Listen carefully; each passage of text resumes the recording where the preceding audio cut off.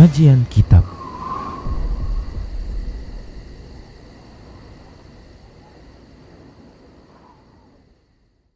Bismillah, assalamualaikum warahmatullahi wabarakatuh.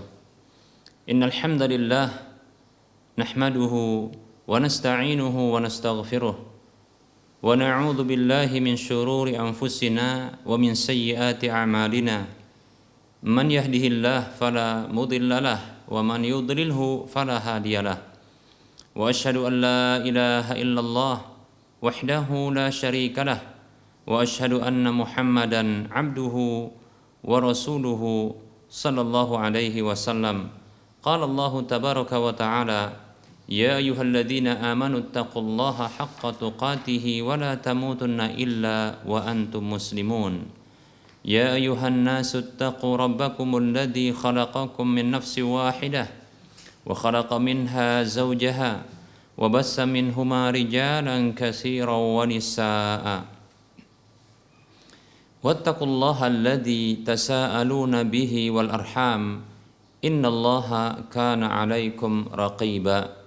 Ya ayyuhalladzina amanu taqullaha wa qulu qawlan sadida yuslih lakum a'malakum wa yaghfir lakum dhunubakum wa may yuti'illaha wa rasulahu faqad faza fawzan 'azima. Amma ba'd. Fa inna asdaqal hadisi kitabullah wa khairal huda Rasulillah sallallahu alaihi wasallam wa syarral umuri muhdatsatuha wa kullu muhdatsatin bid'ah wa kullu bid'atin dhalalah wa kullu dhalalatin finnar. Para pemirsa Rosyad TV dan para pendengar Radio Medan Mengaji di mana saja Anda berada, rahimani wa rahimakumullah. Alhamdulillah, ucapan pujian dan sanjungan hanya untuk Allah Subhanahu wa taala, karena memang Dialah zat yang layak untuk dipuji dan disanjung, disebabkan karena kebaikan-kebaikan dan pemberian-pemberiannya yang tiada putus-putusnya kepada para hambanya, termasuk kepada kita.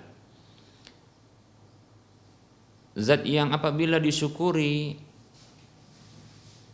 atas pemberian dan kenikmatan yang telah dianugerahkan kepada para hamba, maka Allah akan menambahkan kenikmatan-kenikmatan itu di waktu berikutnya. Allah Subhanahu wa taala berfirman, a'udzu billahi minasyaitonir rajim, la in syakartum la azidannakum.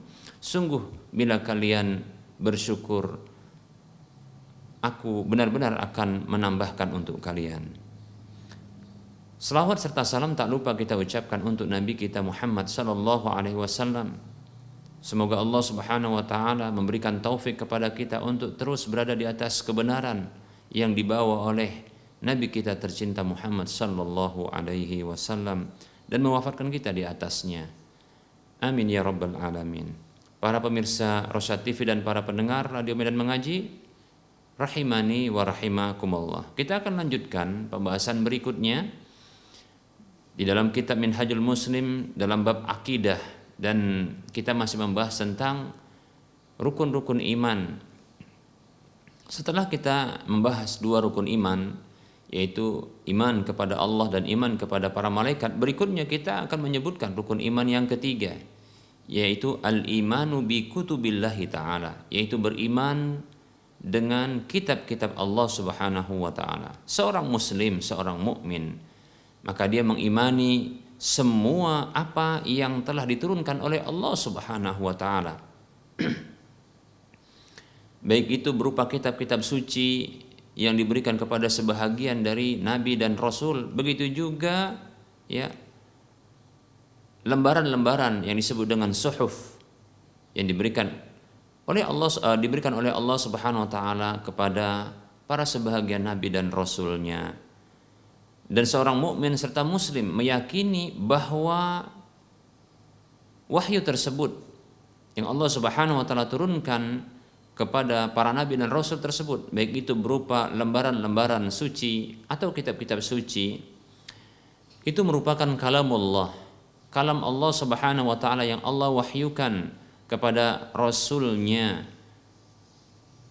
agar mereka menyampaikan aturan Allah Subhanahu wa taala, agama Allah Subhanahu wa taala, ajaran Allah Subhanahu wa taala kepada manusia.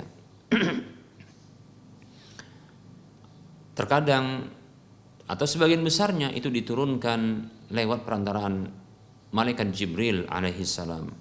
Dan di antara kitab suci yang paling populer, yang ini disebut dengan kitab-kitab suci samawi, yang pernah Allah Subhanahu wa taala turunkan, dan ini adalah yang paling agungnya, adalah kitab suci yang berjumlah 4, yaitu yang pertama sekali adalah Al-Qur'anul Karim. Dan ini tentunya yang paling agung di antara kitab suci yang ada. Karena kelebihan dari kitab suci Al-Qur'an ini, yang dia sempurna, bahkan ditujukan kepada seluruh para hamba, jin dan manusia. Bahkan menjadi penutup bagi semua kitab-kitab suci yang ada. Bahkan juga mengandung kesempurnaan ajaran padanya. Bahkan Allah Subhanahu wa taala menjaga kitab suci ini dari perubahan dan pergantian, ya, oleh tangan-tangan manusia. Itulah Al-Qur'anul Karim yang diturunkan kepada Nabi kita Muhammad sallallahu alaihi wasallam. Kemudian berikutnya adalah Taurat yang diturunkan kepada Nabi kita Nabi Musa alaihissalam. Begitu juga Zabur diturunkan oleh Allah Subhanahu wa taala kepada Nabi Daud alaihissalam, dan Injil diturunkan kepada hamba Allah dan Rasulnya, yaitu Nabi Isa putra Maryam alaihi wassalam. Para hamba Allah rahimani wa rahimakumullah. Al-Quran seperti yang telah kita sebutkan adalah kitab suci yang paling unggul, kitab suci yang paling mulia, kitab suci yang paling agung di antara kitab-kitab suci yang ada.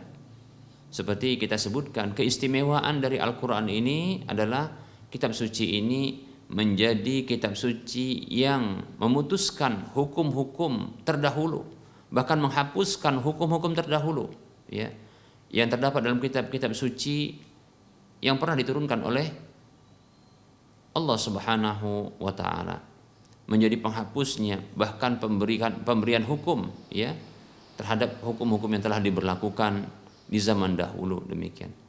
Bahkan Al-Quran ini merupakan kitab suci yang paling sempurna, yang paling sempurna, ya.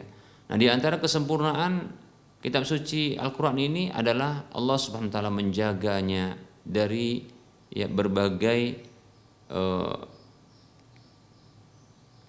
usaha-usaha buruk dari manusia untuk merubah-rubahnya dan mengganti-ganti lafadznya. Demikian. Allah Subhanahu wa taala berfirman dalam surah Al-Hijr ayat 9, Allah mengatakan, a'udzu billahi minasyaitonir rajim, inna nahnu nazzalna dzikra wa inna lahu lahafizun. Sesungguhnya kamilah yang telah menurunkan Al-Qur'an itu. Adz-dzikr adalah nama lain dari Al-Qur'an, ya.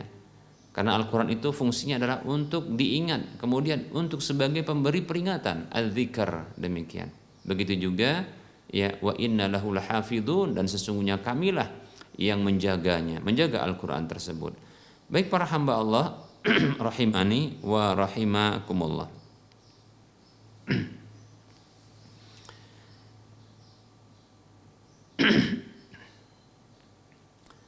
Baik para hamba Allah rahimani wa rahimakumullah, beriman kepada kitab-kitab suci Allah Subhanahu wa taala maksudnya adalah mengimani kitab-kitab suci yang pernah Allah Subhanahu wa taala turunkan kepada Rasulnya sebagai rahmat bagi para makhluknya dan sebagai hidayah petunjuk, ya, arahan bagi para hamba agar mereka dengan kitab suci tersebut sampai kepada kebahagiaan mereka di dunia dan di akhirat mereka.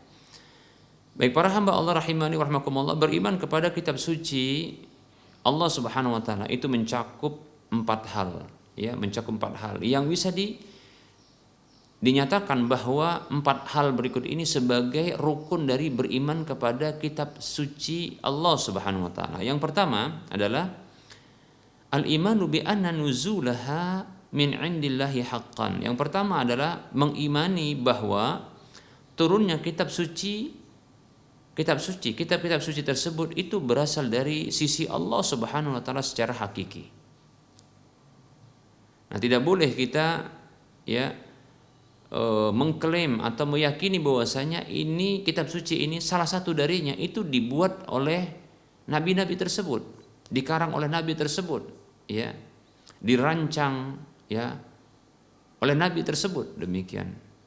Baik itu secara sendiri maupun bersama dengan ya orang-orang yang diperbantukan untuk melakukannya, demikian. Maka tidak benar. Bahkan kitab suci itu bukanlah, kitab-kitab suci ini bukanlah ya dirancang oleh para malaikat. Bukan, ini adalah kalamullah, kalam Allah Subhanahu wa taala, firman-firman Allah Subhanahu wa taala yang terdapat di dalamnya, yang terkadang berisi perintah, terkadang berisi larangan, terkadang berisi tentang kisah-kisah ya dan seterusnya dari apa yang telah Allah Subhanahu wa taala firmankan dalam kitab-kitab suci tersebut. Maka wajib kita ya imani bahwasanya turunnya kitab-kitab suci tersebut itu berasal dari sisi Allah Subhanahu wa taala secara hakiki. Kemudian yang kedua, para hamba Allah rahimani wa rahimakumullah, ya al-imanu bima alimna ismahu minha, yaitu mengimani nama-nama dari kitab suci yang kita ketahui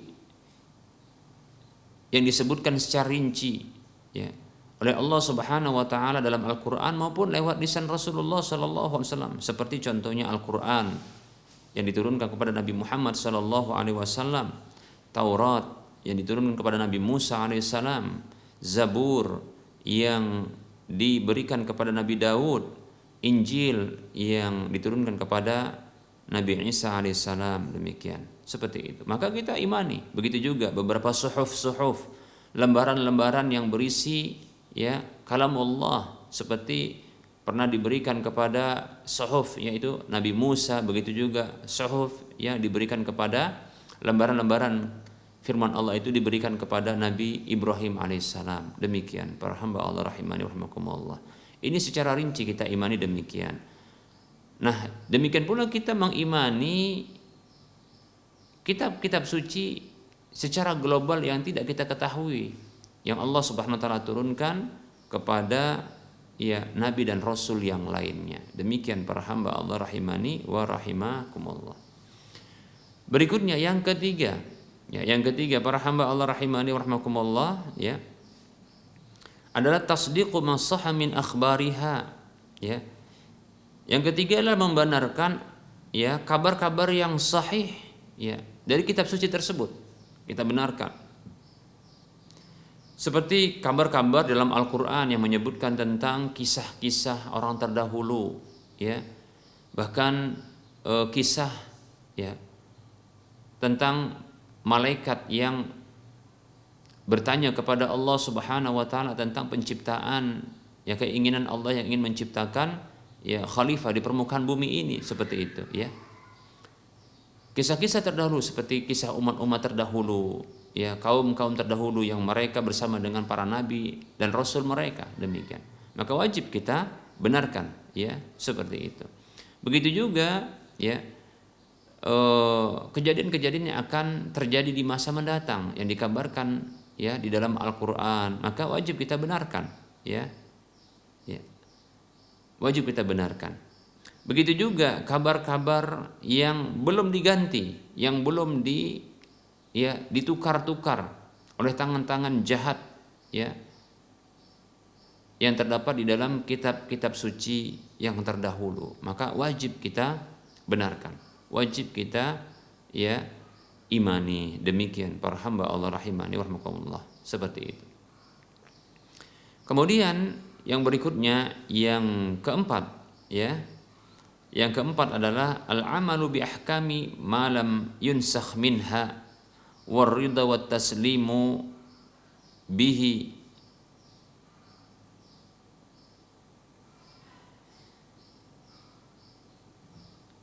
sawa'un fahimna hikmatahu au am lam nafhamha.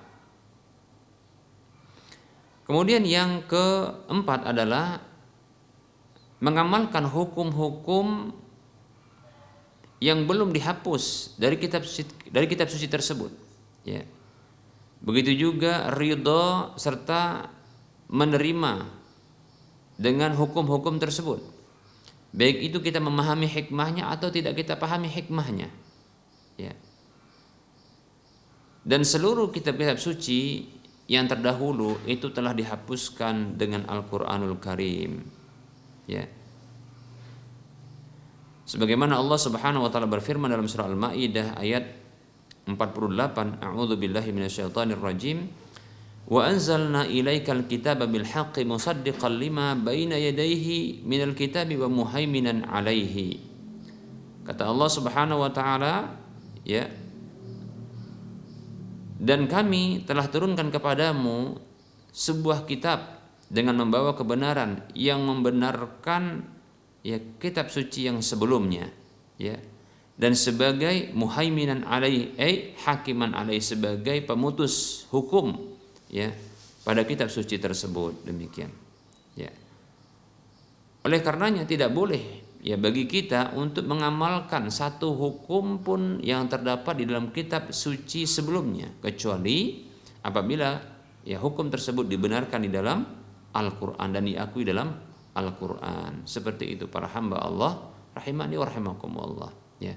Seperti contohnya tidak boleh bagi kita untuk ya melakukan tahannus, ya, yaitu menyepi, menyendiri, beribadah sendiri, ya, melakukan amalan orang-orang soleh di zaman dahulu, yaitu dengan cara membuat rumah ibadah sendiri lalu beribadah sendiri. Demikian, ya. Ini tidak boleh kita lakukan, ya, tidak boleh kita lakukan, ya. Mengapa? Karena ini sudah dihapus, ya, sudah dihapus, ya, dengan datangnya syariat Islam. Awal-awal sebelum Nabi SAW diangkat menjadi Nabi dan Rasul, maka Nabi dan Rasul beliau SAW ketika belum menjadi Nabi dan Rasul, ketika itu beliau di awal-awal melakukan tindakan seperti ini. Seperti contohnya beliau melakukan tahannus, yaitu menyendiri di Gua Hira untuk beribadah. Karena ini adalah tindakan kesolehan atau amal kesolehan yang dilakukan oleh orang-orang soleh di zaman dahulu. Demikian, ya. Seperti Jureij, ya.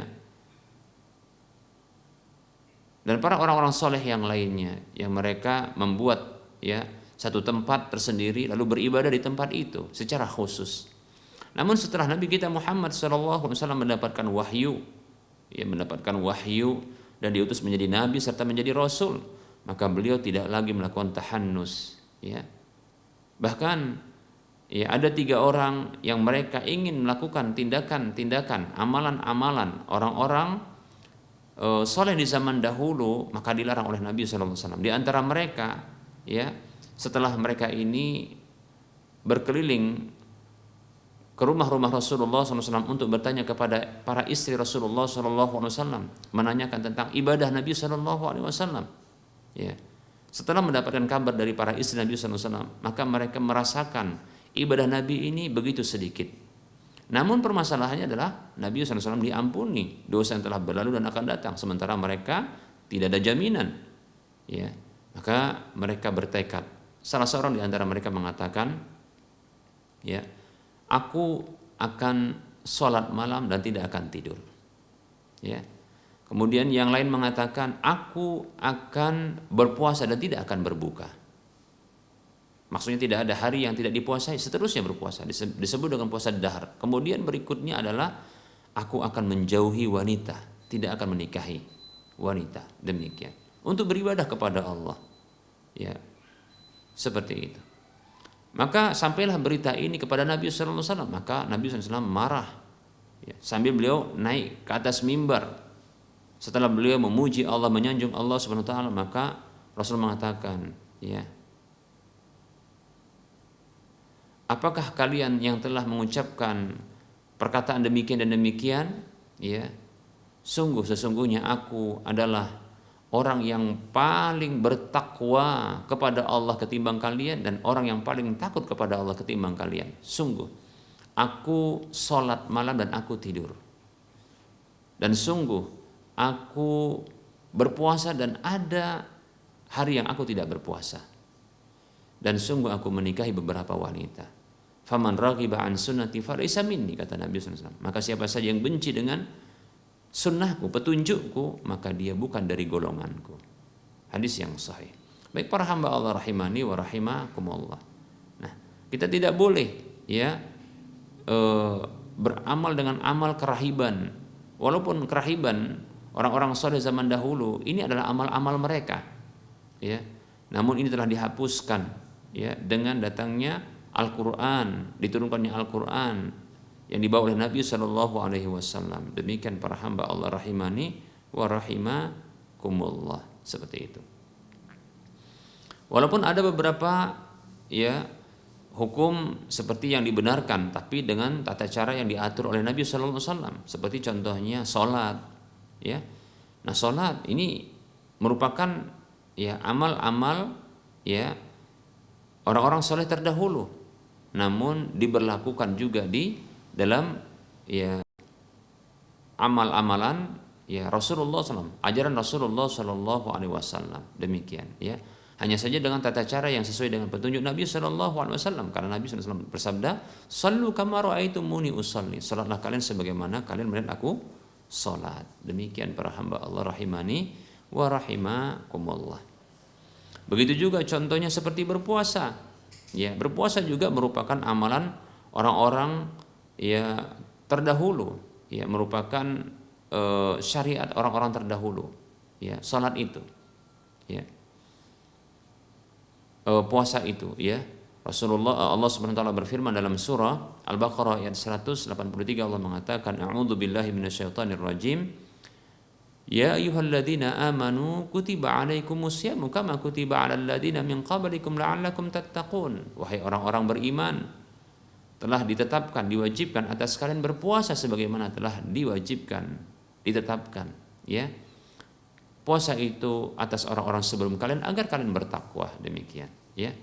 Jadi puasa termasuk ya ketetapan hukum syariat ajaran ya yang ditetapkan untuk umat-umat terdahulu. Mungkin ditetapkan dalam kitab-kitab suci mereka. Hanya saja ya tentunya ya berbeda ketika ditetapkan di dalam ajaran Islam yang dibawa oleh Nabi Shallallahu Alaihi Wasallam. Bahkan Al-Quran menetapkan hal tersebut, hanya saja berbeda. Jadi antara perbedaan tersebut adalah seperti ya perbedaan di dalam awal mula di dalam berpuasa, yaitu sahur. Kata Nabi Shallallahu Alaihi Wasallam, "Faslu ma baina siyamina wa siyami ahlul kitabi aklatus sahur." Ya, pembeda antara puasa kita dengan puasa ahlul kitab. Ahlul kitab adalah orang-orang yang mendapatkan kitab suci ya sebelum Al-Qur'an, demikian, sebelum umat Nabi Muhammad SAW. Apa pembedaannya atau perbedaannya adalah aklatus sahur, makan sahur, demikian, ya. Para hamba Allah rahimani wa rahimakumullah. Baik, ya, di antara yang termasuk syariat umat sebelum kita yang mungkin juga disyariatkan di dalam kitab-kitab suci mereka, ya. Namun di dalam syariat kita ini terjadi perbedaan pendapat di kalangan para ulama, yaitu tentang mihrab, ya, tentang mihrab. Nah, mihrab ini para ulama berbeda pendapat, ya, tentang mihrab. Ya. Dalam Al-Quran disebutkan ada mihrab, ya, dan orang-orang terdahulu, ya, mereka itu juga ketika beribadah di mihrab mereka. Seperti contohnya dalam Al-Quran, Allah Subhanahu wa taala berfirman tentang Nabi Zakaria, ya, Nabi Zakaria yang beliau beribadah di mihrab.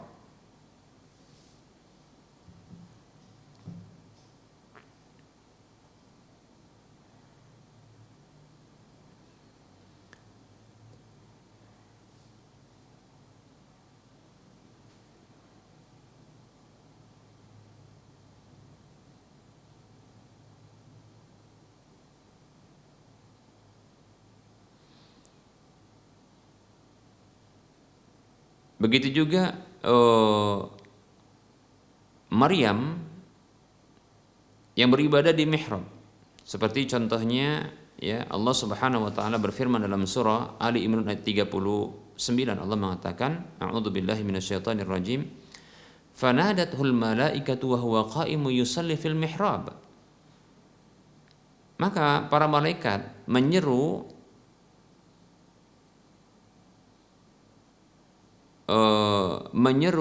Nabi Zakaria. Nah ini kita katakan ini tadi contoh untuk Nabi Zakaria. Nanti kita akan sebutkan untuk Maryam ya. Wa huwa qa'imun yusalli fil mihrab, dalam kondisi Nabi Zakaria itu berdiri salat di mihrab, demikian. Adapun tentang Maryam, maka Allah berfirman dalam surah Ali Imran ayat 37, kullama dakhala 'alaiha Zakaria al-mihraba wajada 'indaha rizqa. Qala ya Maryamu anna laki hadza. Setiap kali Nabi Zakaria itu menemui Maryam di mihrabnya, maka dia mendapatkan di sisi Maryam itu ada rizki.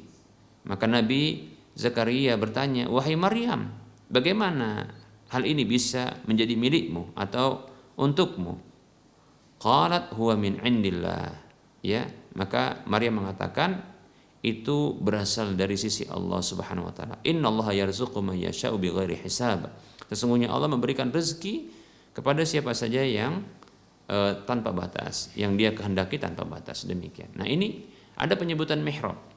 Nah mihrab ini disebutkan dalam Al-Quran dan disebutkan ini sebagai bentuk ya ketika mengisahkan tentang ibadahnya orang-orang sebelum, orang-orang saleh sebelum umat Rasulullah SAW, demikian. Nah ini menunjukkan kepada kita bahwasanya mihrab itu syariatnya ya, ajarannya ya umat-umat sebelum kita atau ajaran dari umat-umat sebelum kita ya. Baik para hamba Allah rahimani rahimakumullah. Apakah mihrab ini menjadi syariat kita juga? Para ulama berbeda pendapat ya. Mihrab itu apakah syariat kita? Maka para ulama berbeda pendapat.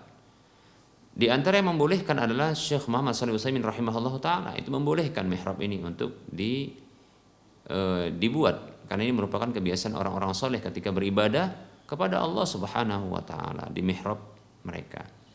Adapun ulama yang lain tidak membolehkan karena itu adalah syariat ya umat-umat sebelum kita. Demikian wallahu taala a'lam. Yang jelas dalam masalah ini terjadi perbedaan pendapat dan ini perbedaan pendapat yang bisa ditoleransi. Ya, karena tidak dilarang dalam Al-Quran, juga tidak ditetapkan, hanya saja dikisahkan, demikian. Ya, wallahu taala alam. Sebaiknya kita berlapang dada atas perbedaan pendapat yang terjadi di kalangan para ulama ini. Ya, baik para hamba Allah rahimani wa rahimakumullah. Kita akan lanjutkan. Setelah kita menyebutkan 4 rukun dari beriman dengan kitab-kitab suci Allah Subhanahu wa taala, sesungguhnya beriman kepada kitab suci ini itu memiliki pengaruh yang baik ya. Pengaruh yang baik bagi diri seorang mukmin, seorang muslim. Yang pertama adalah seorang mukmin dia akan mengetahui perhatian Allah Subhanahu wa taala terhadap hambanya.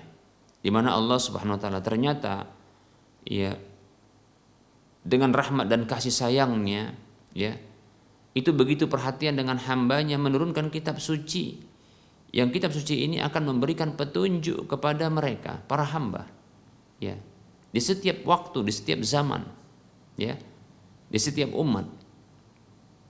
Demikian para hamba Allah rahimani rahimakumullah ya. Nah ini menunjukkan kepada kita bahwa Allah Subhanahu wa taala begitu perhatian ya kepada para hambanya. Demikian para hamba Allah rahimani rahimakumullah ya. Kitab suci yang berisi tentang panduan-panduan dalam kehidupan ya, petunjuk-petunjuk menuju kebaikan ya, petunjuk-petunjuk untuk menghindarkan dari keburukan-keburukan, yang ini mengarahkan kepada kemaslahatan ya di dunia maupun di akhirat ya para hamba, maka ini menunjukkan perhatian besar Allah Subhanahu wa taala kepada hambanya. Dan ini contohnya ini akan membuat ya seorang mukmin, seorang muslim semakin cinta dengan Allah Subhanahu wa taala. Bahwasanya Allah itu memang cinta kepada para hambanya termasuk dirinya. Demikian. Berikutnya para hamba Allah rahimani wa rahimakumullah, di antara hikmah ya, di antara hikmah atau kita katakan buah atau pengaruh baik dari beriman kepada kitab-kitab suci Allah Subhanahu wa taala yang telah Allah turunkan ya, maka seorang mukmin akan menyadari tentang hikmah Allah Subhanahu wa taala di dalam syariat Allah Subhanahu wa taala, di dalam ajaran Allah Subhanahu wa taala, di mana Allah Subhanahu wa taala mengajarkan dan mensyariatkan bagi setiap kaum itu ya ajaran-ajaran yang khusus bagi kondisi mereka ya, yang sesuai dengan kondisi mereka ya. Ya kita dapatkan ya ada perbedaan antara syariat kita dengan syariat umat-umat sebelum kita. Bahkan di antara syariat-syariat ya sebelum kita ini pun di antara mereka ada yang berbeda-beda, demikian. Tidak sama satu dengan yang lainnya, khusus ya. Demikian para hamba Allah rahimani wa rahimakumullah. Contohnya ya seperti kita katakan ya di zaman dahulu ya tidak dibolehkan ghanimah untuk dibagi ya. Adapun di zaman kita ghanimah yaitu harta yang didapat dalam peperangan dari musuh-musuh yang diperangi itu halal. Ya. Halal bagi umat Islam, umatnya Rasulullah SAW. Adapun bagi umat-umat terdahulu maka ini adalah haram. Nah demikian ya. Begitu juga sebagian umat seperti Bani Israel ternyata lemak-lemak ya dari hewan itu ada yang diharamkan ya. Demikian ya. Adapun ya bagi kita alhamdulillah ini dihalalkan seperti itu ya, demikian. Begitu juga ya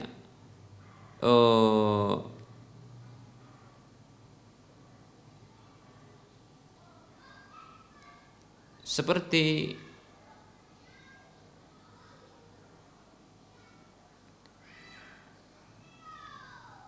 contohnya adalah puasa yang tadi kita sebutkan, ada perbedaan ya. Di zaman dahulu ya Bani Israel atau kita katakan ya Ahlul Kitab, mereka tidak ada syariat sahur. Ya. Tidak ada syariat sahur. Bahkan ya waktu berbuka mereka begitu memanjang sampai terbitnya bintang gemintang. Ya. Adapun kita alhamdulillah ya.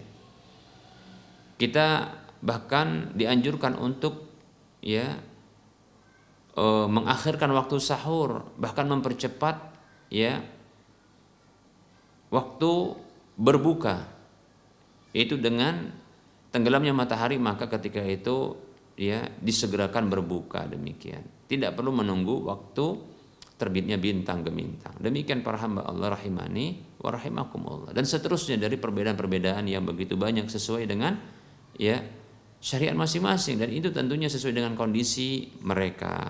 Demikian para hamba Allah rahimani wa rahimakumullah. Bahkan salat sendiri ya, salat sendiri kita berjumlah 5. Adapun ya umat-umat terdahulu itu lebih banyak ya, lebih banyak ketimbang kita, demikian ya. Maka alhamdulillah ya kita mendapatkan kewajiban sholat ini hanya 5 kali sehari semalam, namun ternyata itu bernilai 50 kali ya. Kata Anas bin Malik radhiyallahu an, furidat 'ala Nabi sallallahu alaihi wasallam as-salawatu khamsina lailata usriya bihi. Dahulu ketika Nabi SAW di Isra Mi'rajkan ya, diwajibkan salat 5 waktu itu 50 kali. Summa nuqsat hatta ju'ilat khamsan. Kemudian dikurangi sampai dijadikan 5 ya. 5 kali sehari semalam. Summa yunadi munadin, kemudian ya ada penyeru yang menyerukan, innahu ya Muhammad innahu la yubaddalul qawlu ladayya. Wahai Muhammad sallallahu alaihi wasallam, sesungguhnya ya perkataan ini ya tidaklah berganti di sisiku, ya. Wa inna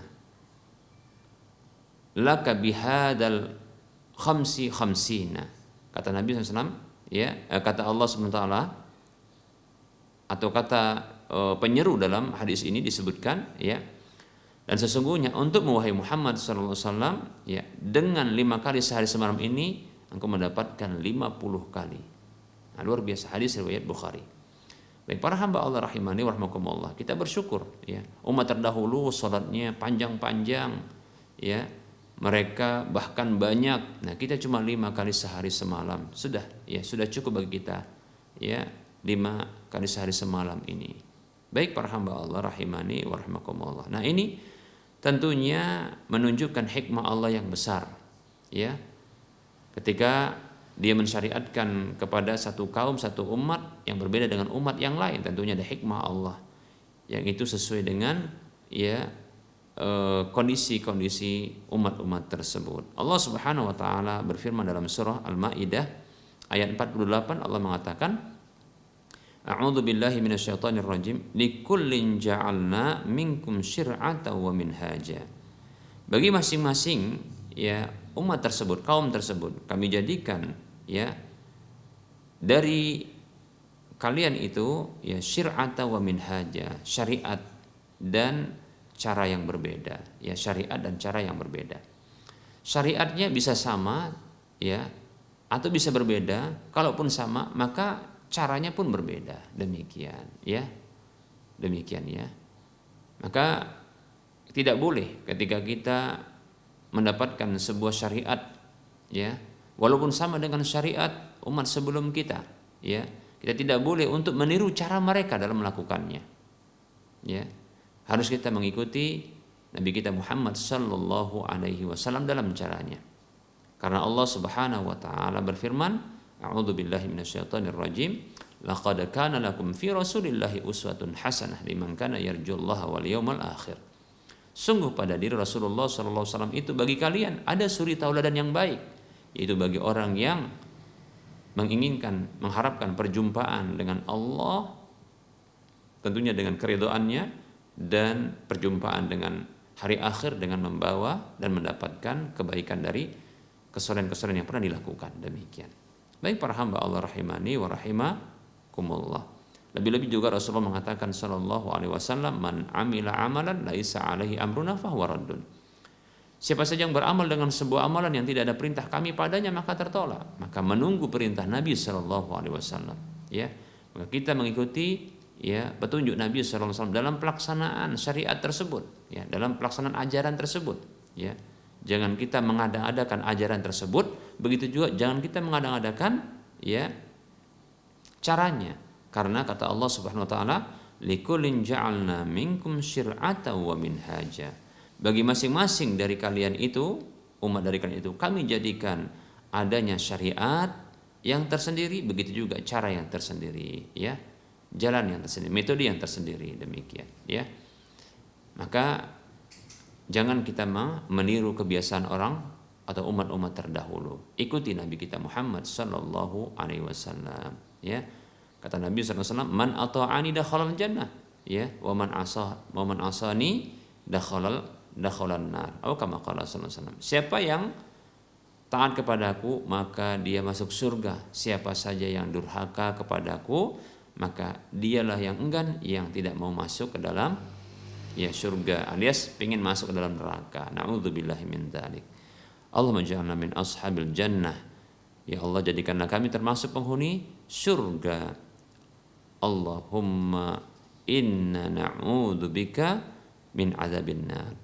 Ya Allah, sesungguhnya kami yang berlindung kepadamu dari azab neraka. Amin ya rabbal alamin. Baik para hamba Allah rahimani wa rahmakumullah. Nah, ini Pembahasan kita pada pertemuan kali ini kita cukupkan insyaallah taala. Dalam penyampaian materi kita lanjutkan dengan sesi soal jawab.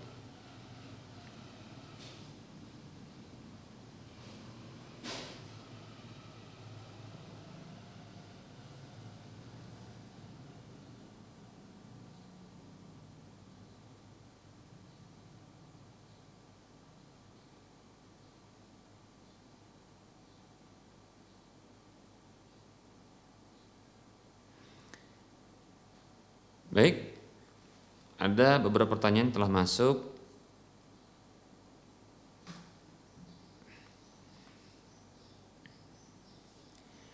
Assalamualaikum warahmatullahi wabarakatuh.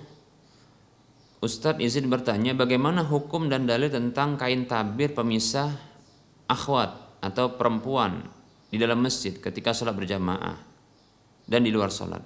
Jazakumullahu khairan. Waalaikumsalam warahmatullahi wabarakatuh. Sependek dari pengamatan saya terhadap dalil-dalil dari Al-Quran maupun hadis Nabi Shallallahu Alaihi Wasallam, bahkan dalam hadis Nabi Shallallahu Alaihi Wasallam, saya tidak pernah dapatkan, ini sependek penelitian saya, pengamatan saya tidak mendapatkan satu dalil pun di zaman Nabi SAW dahulu itu ada tabir, ya, ada tabir yang memisahkan antara sholat, ya, laki-laki dengan perempuan. Walaupun, ya, sesungguhnya mereka terpisah dari jarak, namun kain tabir yang memisahkan, saya tidak mendapatkan ada dalil, ya. Saya tidak mendapatkan satu hadis pun tentang masalah tersebut. Demikian. Oleh karenanya, bahkan ada dalil yang menunjukkan bahwasanya, ya, tentang ketiadaan kain tersebut. Contohnya adalah seperti di mana, ya, ada sebahagian orang-orang munafik yang mereka menyengaja untuk masuk ke dalam sholat itu di akhir saf, karena dengan seperti itu mereka nantinya bisa melihat, ya, melihat para wanita, ya, dalam sholat mereka itu, yang para wanita ini turut serta dalam sholat, ya, menjadi jamaah bagi sholat Nabi Shallallahu Alaihi Wasallam. Demikian, ya. Ini satu dalil. Kemudian dalil yang kedua adalah Nabi SAW, ya, beliau setelah sholat, setelah salam, beliau tidak bersegera, ya, bersegera untuk membalikkan badan beliau menghadap kepada jamaah, ya. Di antara sebabnya disebutkan oleh sebagian ulama, ya, bahkan disebutkan oleh sebagian sahabat kalau tidak salah, ya, alasannya karena menanti para wanita-wanita yang turut serta sholat bersama Rasulullah SAW untuk segera mereka beranjak meninggalkan masjid agar Rasulullah tidak melihat mereka, seperti itu, ya. Jadi Rasulullah tertahan sejenak setelah salam, ya. Nah, sebagian para ulama atau para sahabat, ya, mereka menduga hal tersebut dikarenakan Nabi SAW tidak ingin, atau Nabi SAW memberikan kesempatan kepada para wanita untuk, ya, segera beranjak dari masjid agar Nabi SAW tidak melihat mereka. Demikian. Nah, seperti itu, ya. Dan ini malah dalil-dalil mendukung bahwasanya tidak ada tabir, ya. Lalu mengapa saat ini, ya, diletakkan tabir, ya. Nah, ini disebutkan, ya, para ulama bahwasanya ini untuk, ya, kemaslahatan, ya, disebut dengan masalih al-mursalah, ya, masalih mursalah, yaitu kemaslahatan yang dibutuhkan, ya, yang dia memang dibutuhkan, ya. Ditambah lagi ketika semakin rusaknya agama seorang, agama kaum muslimin dan adab-adab, ya, di kalangan kaum muslimin, maka para ulama mereka menganggap bahwasanya hal tersebut ini adalah urusan yang tidak ada kaitannya dengan sholat, hanya saja untuk mencegah munculnya kemudaratan bahkan kerusakan di kalangan kaum muslimin di rumah-rumah Allah Subhanahu wa taala, demikian. Sehingga mereka meletakkan kain, menganjurkan untuk meletakkan atau menganggap baiknya untuk meletakkan kain penutup yang membatasi penglihatan para laki-laki, jemaah laki-laki kepada jemaah perempuan. Begitu juga sebaliknya, jemaah perempuan kepada jemaah laki-laki, demikian ya. Wallahu ta'ala alam wa anti fajazakillahu khaira atau wa anta fajazakallahu khaira, demikian.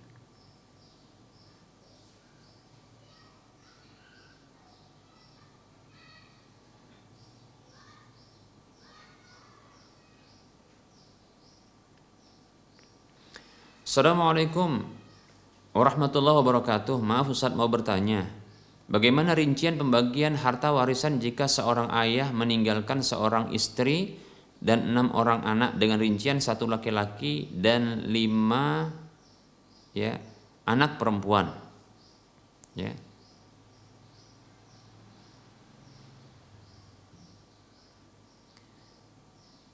Baik. Waalaikumsalam warahmatullahi wabarakatuh. Seorang laki-laki apabila meninggal dunia dan dia memiliki ahli waris sekaligus memiliki harta warisan yang akan dibagi kepada mereka, maka terlebih dahulu wajib bagi ahli waris tersebut untuk menyelesaikan beberapa hal berikut ini, yaitu pertama adalah wasiat, yaitu hutang kepada Allah. Kemudian berikutnya adalah hutang, yaitu hutang kepada manusia. Wasiat itu hutang kepada Allah, maka diselesaikan itu wasiat berupa harta, dan itu tidak boleh lebih daripada 1/3 menurut pendapat yang kuat, demikian. Nah, setelah itu selesaikan hutang orang yang meninggal dunia tersebut, itu si mayit, segera sebelum dibagikan warisan. Nah, setelah itu maka silahkan ahli waris berbagi warisan, demikian. Dalam kasus yang ditanyakan ini disebutkan ada sekitar 7 ahli waris. Nah, namun bila ada orang tua si mayit, ini barangkali tidak dimasukkan, mungkin dianggap bahwasanya orang tua si mayit ini bukan ahli waris, Andaikan ada orang tua dari si mayit, orang tua kandung, maka sang ibu mendapatkan 1/6 karena ada anak laki-laki, karena ada anak, Kemudian untuk ayah juga 1/6, demikian, Kalau ada, kalau tidak maka berbagi kepada 7 orang ini. Adapun istri, istri maka mendapatkan, istri si mayit ini mendapatkan 1/8 karena ada anak-anak, Andaikan tidak ada anak-anak maka dapat 1/4, Namun ini mendapatkan 1/8 dari harta warisan tersebut. Nah, sisa dari harta warisan tersebut ini dibagikan kepada anak-anak yang berjumlah 6 orang ini dengan pembagian sebagai berikut. Karena bagian anak laki-laki adalah 2 kali bagian anak perempuan berdasarkan firman Allah Subhanahu wa taala, yusikumullahu fi auladikum lidzakari mithlu hadzil unsayain. Kata Allah Subhanahu wa taala, Allah berwasiat kepada kalian tentang anak-anak kalian. Bagi laki-laki itu bahagian 2 anak perempuan. Maka 6 orang anak ini dengan rincian 1 anak laki-laki dan 5 anak perempuan, maka bagian 1 laki-laki ini seperti 2 kali bagian perempuan. Maka sisa dari 1/8 sisa dari harta warisan yang telah diarahkan kepada istri 1/8. Begitu juga kalau ada orang tua dari si mayit, yang ini merupakan kakek dan nenek dari anak-anak si mayit, itu setelah mendapatkan bahagiannya, maka sisa warisan tersebut dibagi menjadi 7 bahagian, dibagi menjadi 7 bagian, 2 bagian diambil untuk anak laki-laki. Sisanya 5 bagian dibagikan kepada masing-masing anak perempuan. Demikian. Nah, seperti itu pembahagiannya. Wallahu taala a'lam.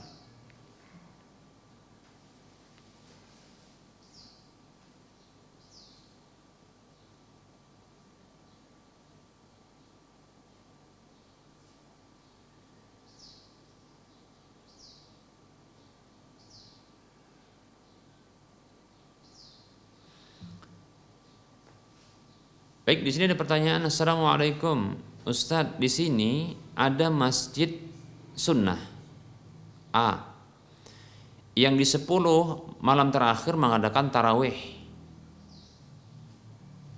di awal jam 8 malam dan tarawih di akhir malam sekitar jam 2. Saya tarawih di awal bersama imam di masjid sunnah yang lain hingga selesai, dan terkadang kalau tidak ketiduran saya ikut tarawih di akhir malam di masjid yang pertama tersebut bersama dengan imam, tapi tidak witir. Bagaimana hukumnya secara syariat, Ustadz? Syukran, jazakumullahu khairan.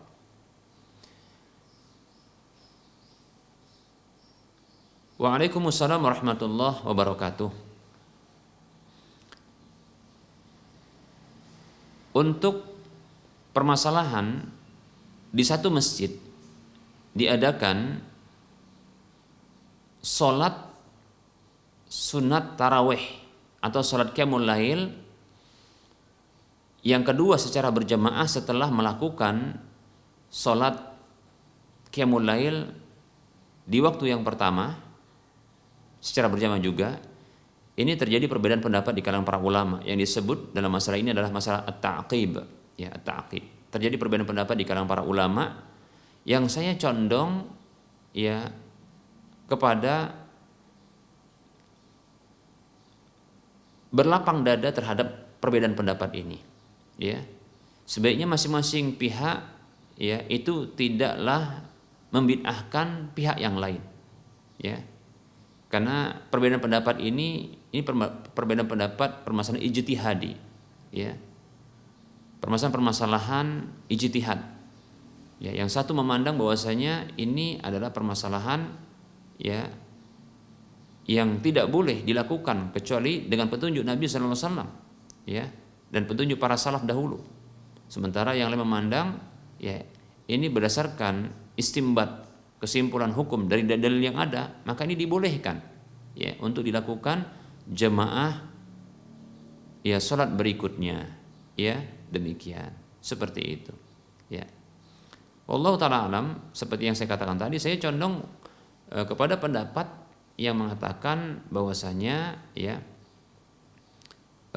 hal ini adalah sebaiknya kita berlapang dada dalam memandang perbedaan pendapat seperti ini, ya.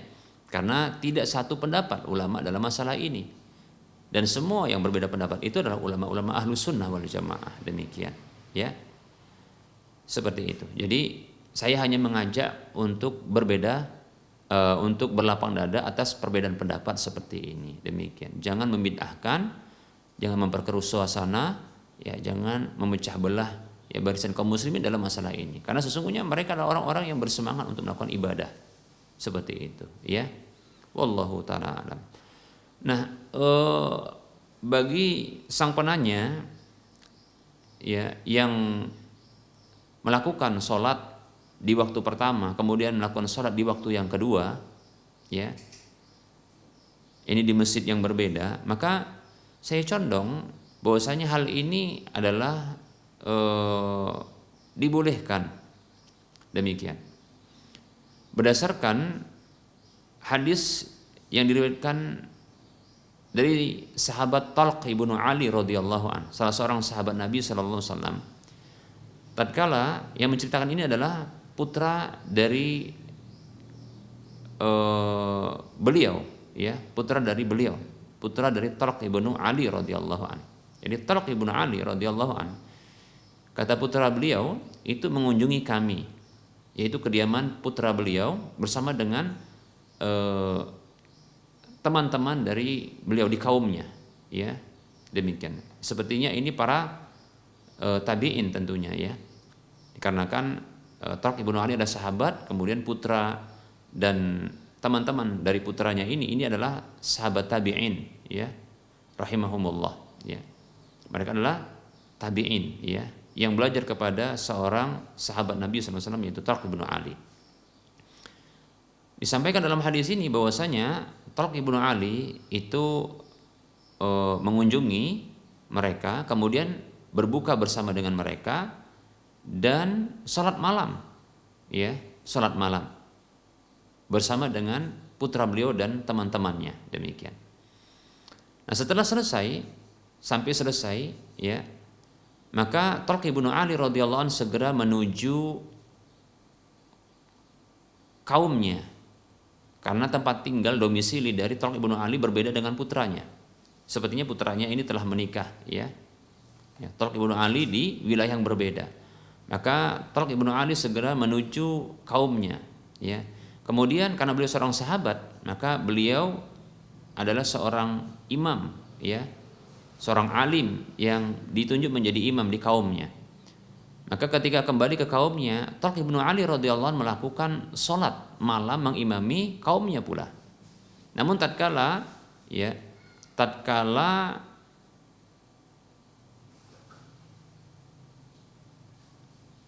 selesai sholat malam dan hendak melakukan sholat witir, maka beliau mengedepankan seorang laki-laki di antara kaumnya tersebut yang ikut sholat ya, untuk menjadi imam dan berposisi sebagai imam pengganti dari dirinya ya, sembari Thalq ibnu Ali mengatakan kepada mereka, aku mendengar Rasulullah SAW bersabda, la witrani fi lailatin, tidak ada witir dalam 2 malam ya, maaf, tidak ada 2 witir dalam 1 malam. Saya ulangi, la witrani fi lailatin, tidak ada ya 2 witir dalam 1 malam. Demikian para hamba Allah rahimani wa rahimakumullah. Ini hadis kalau tidak salah hadis yang dikeluarkan oleh Imam An-Nasa'i dan disahihkan oleh Syekh Al-Albani rahimahullahu taala ya. Jadi para hamba Allah rahimani wa rahimakumullah. Nah, ini tindakan sahabat Nabi SAW, Thalq ibnu Ali, yang beliau melakukan witir ya di awal malam, kemudian beliau tidak melakukan witir di akhir malam, dan beliau melakukan sholat 2 kali. Lihat, di termin yang pertama di waktu pertama, kemudian di waktu yang kedua. Nah, tentunya jarak yang ditempuh antara ya kediaman putra beliau dengan kediaman beliau yang ketika kembali itu bukanlah jarak yang dekat ya, karena dahulu bukan seperti sekarang bisa berkendara dengan jarak yang begitu jauh dengan waktu yang begitu singkat untuk bisa menempuhnya, karena kendaraan sekarang lebih cepat begitu ya, berbeda dengan dahulu ya. Nah, ini ada jarak yang jauh, nah seperti itu. Baik ya, jadi ini waktu yang kedua ya, di waktu yang kedua walaupun tidak disebutkan di sini waktunya apakah pertengahan malam ataukah di sepertiga akhir malam, yang jelas di sini ya waktu yang kedua yang tambah larut ketika itu tentunya, demikian ya. Dan itu terpotong dengan jarak yang dilakukan oleh Thalq ibnu Ali ketika menuju kediamannya, dan ketika itu setelah itu beliau mengimami kaumnya. Demikian para hamba Allah rahimani wa rahimakumullah. Jadi tidak ada 2 witir dalam 1 malam, tidak ada 2 witir dalam 1 malam. Ini bisa diambil kesimpulan bahwasanya Thalq ibnu Ali melakukan witir di termin yang pertama, kemudian di termin yang kedua beliau tidak melakukan witir ya, demikian. Namun boleh juga sesungguhnya ya turut sholat bersama dengan imam yang ada ketika itu ya, namun untuk witirnya itu digenapkan. Jadi kalau imamnya witir 3 rakaat, maka setelah ya salamnya imam, maka naik ke rakaat yang berikutnya, yang keempat ya, untuk menggenapkan sehingga tidak menjadi witir, dan niatnya bukan sholat sunat witir tapi qiyamul lail. Wallahu ta'ala alam. Afwan wa anta fajazakallahu khaira. Semoga bisa dipahami.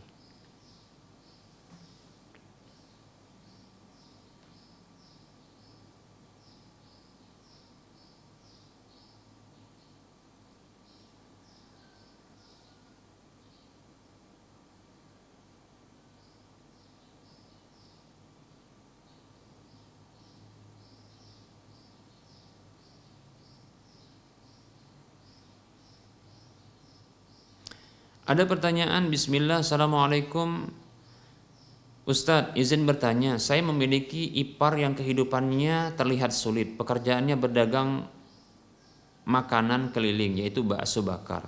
Dan istrinya bekerja di pabrik sarang walet.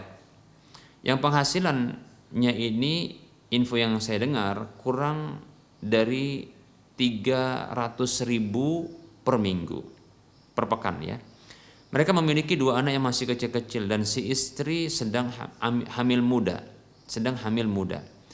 Ketika saya bersilaturahim, mereka hanya mampu menghadirkan makanan seadanya, bahkan terkesan memaksakan diri mereka untuk memberikan yang terbaik bagi tamunya.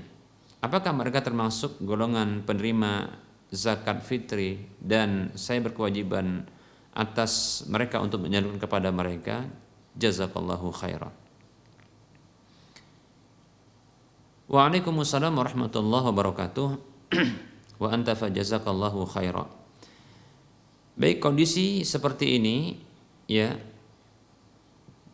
kalaulah kita bagi ya 300.000 dibagi 7 hari ya, ini kurang lebih ya 45.000 kurang lebih ya dalam seharinya, demikian. Baik, apakah ini mencukupi untuk kebutuhan mereka? Perlu kita ketahui bahwasanya kondisi yang dibolehkan bagi seseorang untuk menerima zakatul fitri adalah kondisi miskin, sebagaimana dalam hadis sahabat Nabi SAW mengatakan, farada Rasulullah SAW zakat al-fitri sa'an min tamrin aw sa'an min sya'irin ya, tuhratan lis-sa'imi wa tu'matan lil masakin. Ya. Kata sahabat ini radhiyallahu anhuma, Rasulullah SAW mewajibkan zakatul fitri itu 1 sok dari gandum atau 1 sok dari kurma, 1 sok dari kurma, 1 sok dari gandum ya, yang ini merupakan bahan makanan ya, dan itu diberikan sebagai pembersih bagi orang yang berpuasa dari kesia-siaan dan dosa, kemudian sebagai bahan makanan bagi orang miskin, tu'matan lil masakin, sebagai bahan makanan bagi orang miskin, demikian. Jadi orang miskin ya, bagi orang miskin. Nah, ini adalah zakatul fitri, ditujukan kepada orang miskin. Nah, apakah mereka miskin? Maka kita lihat apakah sekitar 45.000 ini atau kita katakan 50.000 mencukupi kebutuhan mereka ya. Maka kita lihat ya, kebutuhan mereka ini kebutuhan pokok maksudnya.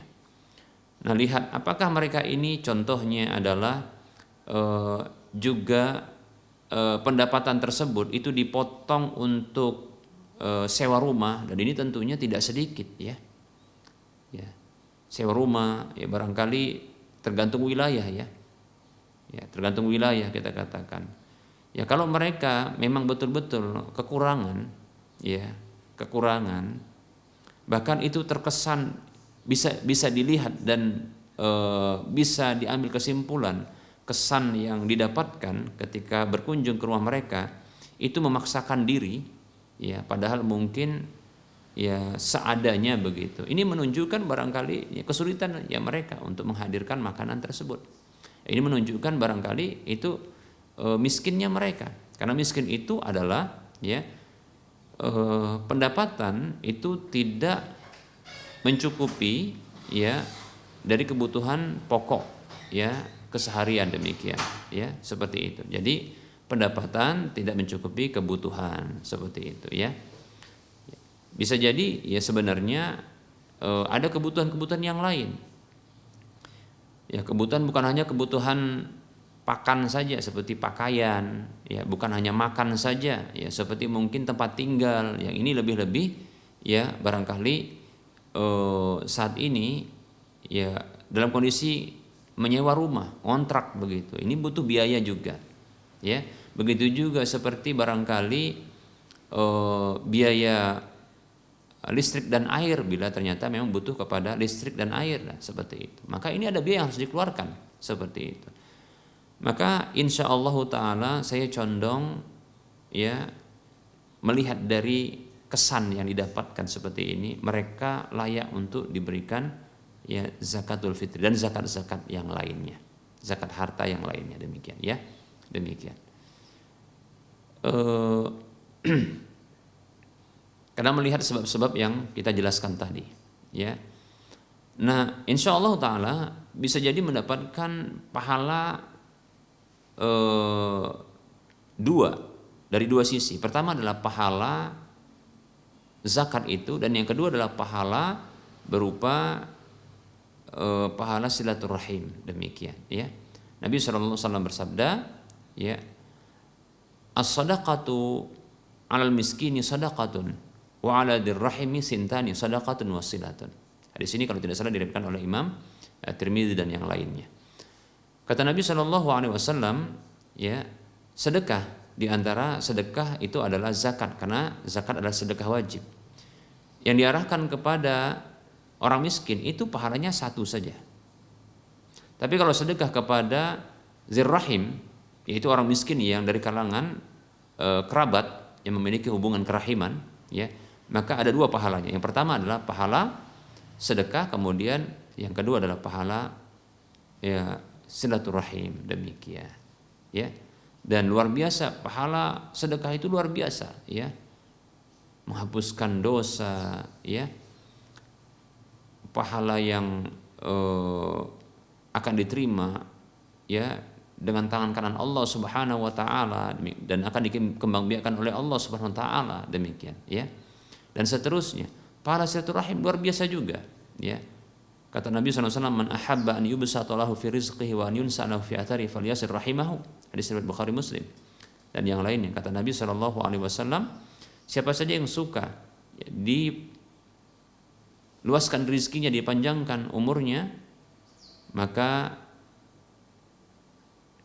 sambunglah tali silaturahim, demikian ya. Nah, ini luar biasa.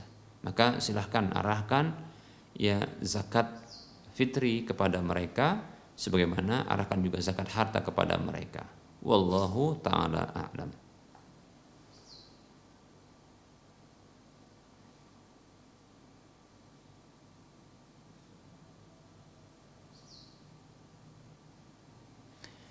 Bismillahirrahmanirrahim. Assalamualaikum Ustaz. Kemungkinan tidak terkabulnya doa si anak dikarenakan dulu orang tuanya pernah terlibat riba. Bagaimana jika orang tua sudah bertobat dan tidak mengulangi lagi? Apakah si anak tetap mengandung haram dalam darah dan dagingnya? Mohon penjelasannya Ustaz. Jazakallahu khairan.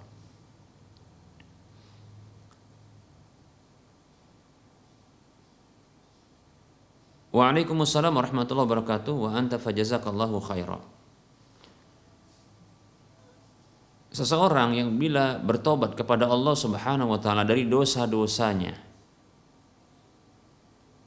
maka insya Allah taala Allah Subhanahu wa taala ya menerima taubatnya. Ya. Yatubullahu ala man taba. Allah Subhanahu wa taala menerima taubat orang-orang yang bertobat kepadanya. Demikian. Ya. Dan taubatnya tersebut kalau Allah terima, mudah-mudahan pengaruhnya sudah Allah hilangkan. Ya. Semua bentuk taubat ya dari semua bentuk dosa, ya, maka mudah-mudahan Allah menghilangkan ya pengaruh dari dosa-dosa yang telah ditobati tersebut. Mudah-mudahan, ya, mudah-mudahan seperti itu. Seseorang yang pernah terlibat riba, nah kemudian dia bertobat, apakah lantas bisa makbul doanya? Begitu juga doa orang-orang yang pernah makan riba tersebut, maka insya Allah telah bisa. Apa dalilnya? Perhatikan, Abbas bin Abdul Muthalib, ya, dahulunya beliau ini sebelum masuk Islam, beliau ini adalah seorang yang suka melakukan riba. Makanya kata Nabi SAW, ya, semua riba itu telah aku gugurkan, dan riba yang pertama sekali aku gugurkan adalah riba Abbas bin Abdul Muthalib. Ya, semua riba itu berada di bawah kakiku. Demikian, ya. Demikian. Jadi Rasulullah ketika haji wada, ya, beliau ini mengatakan demikian seperti yang kita katakan tadi, ya.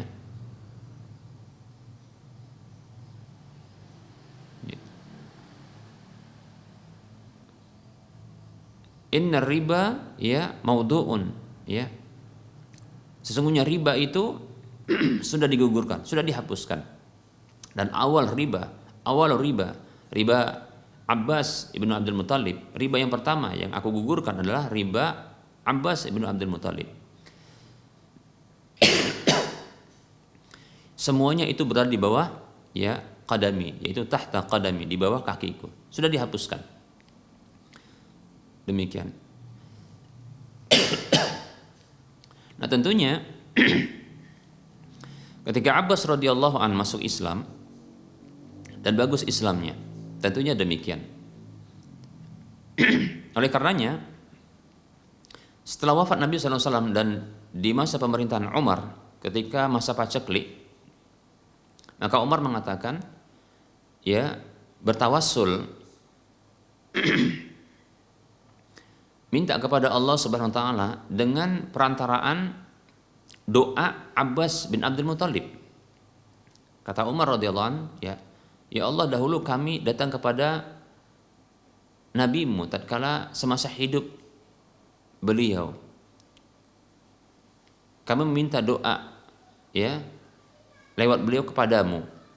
Nah, sekarang setelah wafat nabimu, maka kami datang kepada paman nabimu, Abbas bin Abdul Muthalib. Kami meminta doa kepadamu lewat, ya, Abbas, paman Nabi SAW. Maka Abbas dimintakan kepada Umar untuk berdoa. Maka Abbas radhiyallahu anhu itu berdoa. Ternyata doanya makbul doanya. Turunlah hujan ketika itu. Sebagaimana dahulu Nabi SAW pernah berdoa, ya, agar turunnya hujan.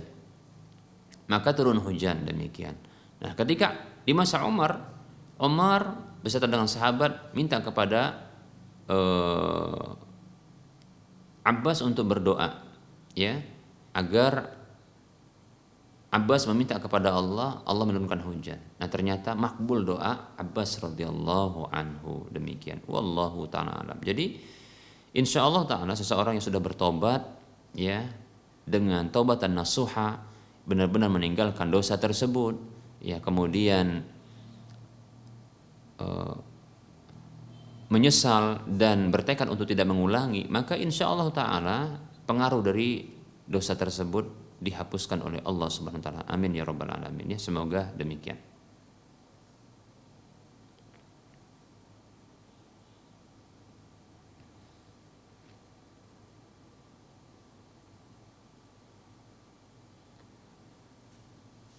Baik, ada pertanyaan dari Bapak Abdul Jabbar sepertinya, ya.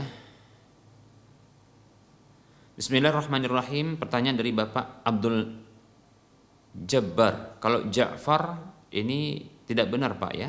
Nah, mudah-mudahan ya ini bisa diganti kalau seandainya memang betul-betul nama beliau adalah Bapak Abdul Ja'far, ya. Karena Ja'far itu nama orang, ya. Nama orang, maka saya mungkin meminta kepada beliau untuk bisa merubah kalau memang betul-betul nama beliau ini adalah Bapak Abdul, ya, Ja'far. Saya minta untuk diganti dengan Bapak Abdul Jabbar, ya, Abdul Jabbar, ya, dengan tasdid pada ba-nya, demikian. Kalau Jabbar nama Allah Subhanahu wa taala, kalau Ja'far nama manusia. Abdul artinya hamba. Bukan hamba Ja'far tapi hamba Allah Al-Jabbar, demikian, ya. Beliau tinggal di Flores. Barakallahu fiq. Untuk Bapak sang penanya ini, Ustadz, saya mau bertanya, bagaimana hukumnya kalau mimpi basah di waktu sedang puasa di siang hari? Baik. Bismillah. Untuk Bapak Abdul Jabbar yang ada di Flores, ya, semoga Allah memberikan kebaikan kepada Bapak serta keluarga di mana saja, ya, Bapak dan keluarga berada, ya. Mimpi basah ini didapatkan tentunya dalam kondisi tidur. Seseorang yang tidur itu tentunya adalah di luar kesadaran kemampuannya, ya. Orang yang tidur ini dalam kondisi seperti itu tidak menerima catatan apapun, baik itu kebaikan maupun keburukan, kecuali apa yang telah diniatkan sebelumnya atau yang dilakukan sebelumnya, demikian, ya. Seperti contohnya seorang, ya, ketika dia tidur tadi dia berniat untuk menguatkan tubuhnya dengan tidurnya tersebut agar bisa nanti ketika beribadah di malam hari ini bisa semakin kuat, tidak ngantuk, maka ini niat yang bagus, dia dapat pahala, ya, dengan niat seperti itu, demikian, ya. Baik.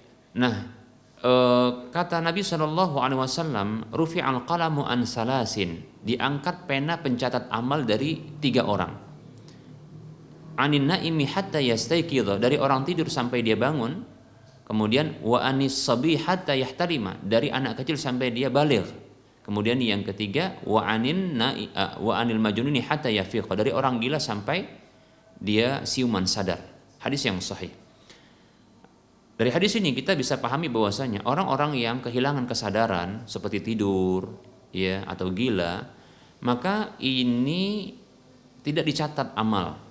Artinya sesuatu yang kesalahan terjadi ketika itu maka tidak diberlakukan sebagai kesalahan. Begitu juga ketika kebaikan yang dilakukan dalam kondisi seperti itu maka juga tidak dicatat sebagai kebaikan. Contoh seperti dalam kondisi tidur seseorang itu adzan, ya, atau berzikir, maka kita katakan tentunya zikirnya tersebut tidak dicatat. Sebagaimana seseorang, ya, ketika tidur dia contohnya memaki-maki, maka tidak dicatat sebagai sebuah dosa, demikian, seperti itu. Nah, seseorang yang mengeluarkan mani dalam kondisi tidur, tentunya mimpi basah adalah, ya, seseorang yang tertidur lalu dia dalam mimpinya dia berhubungan badan, ya, lalu keluarlah mani, ya, tentunya ini di luar kesadaran dan di luar kemampuannya, maka tidak dicatat sebagai sebuah kesalahan. Sehingga sepakat para ulama, ya, dengan status ijma tidak batal puasanya, bahkan diwajibkan baginya untuk melanjutkan puasa tersebut, demikian. Begitu Bapak Abdul Jabbar di Flores, ya. Semoga Bapak bisa merubah nama Bapak, ya. Kalau seandainya nama Bapak adalah Abdul Ja'far, ya, saya minta sendiri untuk diganti dengan Abdul Jabbar, ya, hamba bagi Allah yang Al-Jabbar, zat yang penguasa, ya, yang punya kewenangan di alam semesta, demikian. Semoga bermanfaat.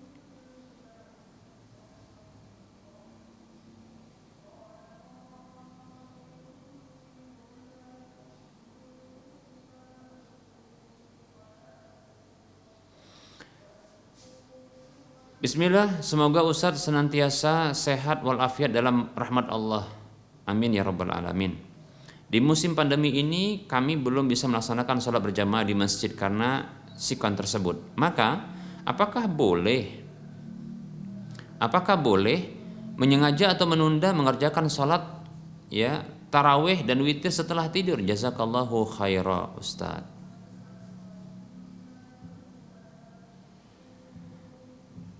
Bismillah, semoga Anda juga diberi kesehatan dan keafiatan, perlindungan, ya, oleh Allah Subhanahu wa taala, dalam rahmat Allah Subhanahu wa taala. Amin ya rabbal alamin.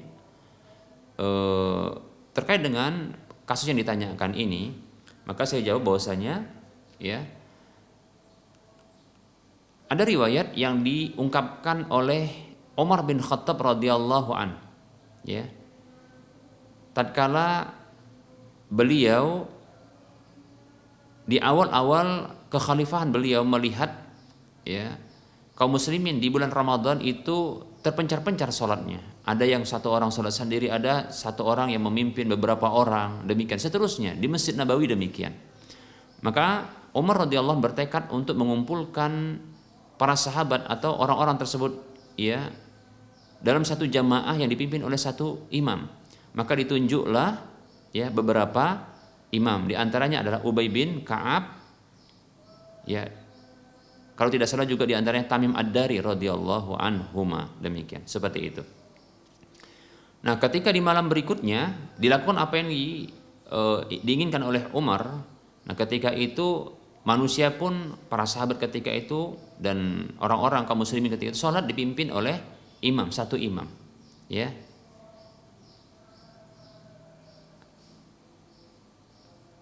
Maka Umar merasa senang dengan hal tersebut, ya. Lalu Umar di akhir riwayat tersebut mengatakan, wallati yanamuna, ya, khairun minallati yaqumuna fiha, ya. Wallati yanamuna fiha khairun minallati yaqumuna fiha. Yang beliau maksudkan terjemahannya secara bebas adalah satu malam yang mereka itu tidur lalu menunda salat tersebut sampai di akhir malam, karena di akhir dari ungkapan ini yuriduna akhirul lail, begitu ya. Jadi malam yang mereka tidur terlebih dahulu di malam tersebut, lalu beliau inginkan nantinya, maksudnya adalah dilakukan di salat malam itu di akhir malam, itu lebih baik ketimbang ya malam yang mereka solati tersebut, mereka berdiri sholat. Maksudnya adalah akhir malam yang mereka lakukan sholat dengan cara tidur terlebih dahulu itu lebih baik ya ketimbang sholat di awal malamnya. Namun para sahabat ketika itu ya mereka sholat di awal malam karena lebih mudah untuk mengumpulkan manusia. Wallahu ta'ala alam. Ini pernyataan Umar bahwasanya sholat di akhir malam itu lebih utama ketimbang di awal malam. Demikian, seperti itu ya. Tapi kedua-duanya tidak salah, kita katakan tidak salah ya. Cuma mana yang lebih afdol menurut Umar radhiyallahu anhu adalah sholat di akhir malam. Sholat di akhir malam, demikian ya. Saya condong kedua-duanya itu benar. Di awal malam itu bisa, di akhir malam itu bisa, demikian ya. Kalau dari sisi keafdolan adalah maka wallahu taala alam, maka ini dilihat dari kondisionalnya ya. Dalam beberapa riwayat Nabi SAW itu pernah sholat di awal malam, pernah di pertengahan malam, juga pernah di akhir malam. Hanya saja di akhir kehidupan beliau memilih sholat di akhir malam, demikian. Namun ketika beliau melakukan sholat di awal malam, di pertengahan malam, di akhir malam, itu bukan sebuah kesalahan ya. Ini disebut dengan tanwi, yaitu bentuk meragamkan ya, seperti itu. Maka tidak masalah ya. Nah, kalau kita lihat mana yang lebih afdol, maka dilihat dari sisi kondisional seseorang tersebut. Ya, apabila kita katakan seseorang tersebut ya punya kegiatan padat di siang harinya, ya mulai dari pagi barangkali berangkat kemudian sampai sore, maka barangkali kita katakan sholat di awal malam itu lebih baik bagi dirinya, ya, karena dia bisa beristirahat yang cukup, ya. Nah kemudian nanti di akhir malam atau di akhir malam ya dia bersahur, demikian, seperti itu. Wallahu ta'ala a'lam. Jadi silakan ya. Kalau bagi yang punya kelapangan silakan lakukan di akhir malam. Nah tidak masalah. Bisa jadi juga afdal bagi dirinya. Wallahu ta'ala a'lam. Baik, kita cukupkan penyampaian materi pada pertemuan kali ini dan menjawab pertanyaan. Mudah-mudahan bermanfaat. Ya, kesalahan itu datang dari saya. Mohon dimaafkan. Saya mohon maaf kepada para pemirsa dan para hadirin sekalian dan para pendengar, dan kepada Allah saya mohon ampun. Seperti biasa ya, kita ingatkan untuk berdonasi. Silahkan donasikan harta Anda untuk membebaskan lahan yang nantinya dibangun Masjid Al-Muwahhidin di atasnya ya. Ini untuk wilayah Medan dan sekitarnya. Silahkan saudara-saudara seiman kirimkan ke donasi Bank Syariah Mandiri, Bank Syariah Indonesia di nomor 7127485555 atas nama Yayasan Lajnah Dakwah Medan, kode bank 451. Semoga termotivasi dan semoga bermanfaat. Wassalamualaikum warahmatullahi wabarakatuh.